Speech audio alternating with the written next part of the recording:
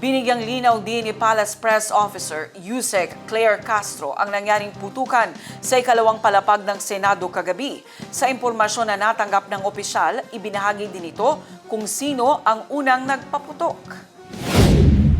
Ang Senate ay umuukupa sa ilang bahagi ng GSIS property.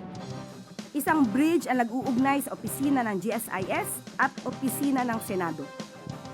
Ang susi upang mabuksan ang pintuan mula sa Senate papunta sa bridge na konektado sa GSIS ay hawak ng OSAA o Senado. Si GM Vic Veloso ng GSIS ay humingi ng assistance sa NBI para masecure ang kanilang premises. Ito po ay pinasinayaan ni NBI Director Atty. Matibag. Kaya nagpadala ng NBI agent sa GSIS premises bandang alas 6 ng gabi. Pinagbigyan ito ng NBI at sa puntong ito gusto nating linawin.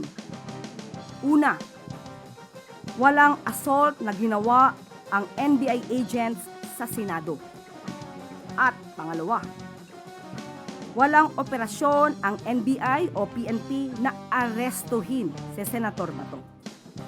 Pero bago nito, noong nakita ng OSAA na mayroong NBI agent sa GSIS, katabi ng Blue Guard, nakita na agad na naka-gear up ang OSAA. Nag-vest at naghanda sa isang operasyon. Pagdating sa bridge sa GSIS premises, tinanong ng OSAA ang NBI agent na nakaupo, lamang kasama nga ang isang Blue Guard ng GSIS.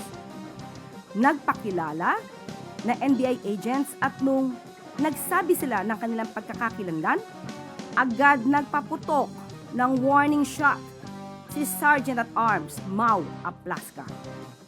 At dahil doon, napilitan ding magpaputok ng warning shot ang NBI agent.